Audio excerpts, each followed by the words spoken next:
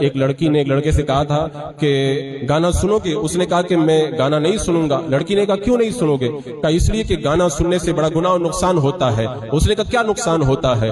تو لڑکے نے کہا کہ میں اسلام کے مطابق بتاؤں یا پھر گوری چمڑی والے انگریزوں کی بات تم کو بتاؤں؟ اس نے کہا کہ مولویوں والی باتیں مت کرو، مولویوں نے یہی تو بتایا ہے نا کہ کان کے اندر سیسا پگھلا کے ڈالا جائے گا، تم وہ باتیں میرے سامنے مت کرو۔ تو اس لڑکے نے کہا کہ ایک انگریز پروفیسر نے اس بات کو لکھا ہے کہ جو گانا سنتا ہے تو خیالی دنیا میں چلا جاتا ہے جس سے اس کا میموری پاور کم ہو جاتا ہے۔ ایک دوسرے بہت بڑے سائنسدان نے لکھا ہے کہ گانا سننے سے انسان کے دماغ پر بہت بڑا اثر پڑتا ہے۔ وہ ایک ایک کر کے انگریزوں اور سائنسدانوں کی باتیں بتاتا چلا گیا، آخر میں ایک کتاب کا نام بتایا۔ امریکہ میں انگلش زبان کے اندر یہ کتاب چھپی ہے جس میں بہت زیادہ ریسرچ کے بعد میں لکھا گیا ہے کہ گانا سننے سے انسان کی سوچ، انسان کی فکر، انسان کے دماغ اور اس کے میموری پاور کو کتنا نقصان ہوتا ہے۔ جب ساری باتیں اس لڑکے نے بیان کر دی تو لڑکی نے جواب میں کہا تمہاری لاجک تو بہت اچھی ہے۔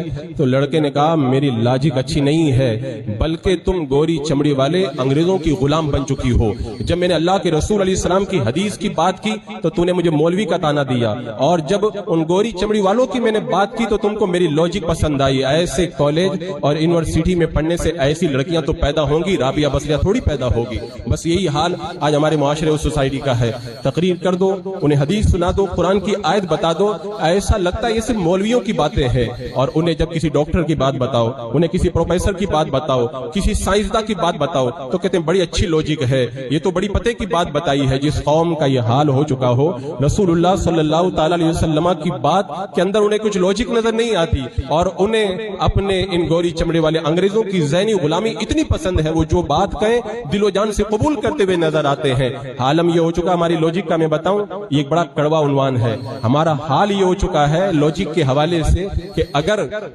میرے آقا صلی اللہ تعالی علیہ وسلم اگر پوری حیا کا حکم دے، پردے کا حکم دے تو کہتے ہیں یہ مولویوں کی باتیں ہیں، اور اگر انگریزوں کی طرف سے، اگر ان دنیا داروں کی طرف سے یہ بتایا جائے کہ کپڑے پھاڑ کر کے پہنو تب بھی کہتے ہیں لوجک بڑی اچھی ہے، اگر علماء کی طرف سے بتایا جائے اسلام کی ان پابندیوں پہ عمل کرو تو کہتے ہیں صرف مولویوں کی باتیں ہیں، اور اگر بتا دیا جائے یہ ٹریفک مت توڑنا، اس سے یہ نقصان ہوگا، یہ مت کرنا، یہ قانون لاگو ہوگا تو کہتے ہیں ہمارے فائدے کے لیے تو کہا گیا ہے، یہ تو صحیح لوجک ہے۔ تو دنیا والوں کی لوجک ہمیں سمجھ میں آئے اور رسول اللہ صلی اللہ علیہ وسلم کے قانون کی نظر ہماری نظر میں اہمیت نہ رہ جائے تو اس کے بعد میں پھر عذاب نہیں آئے گا تو کیا آئے گا۔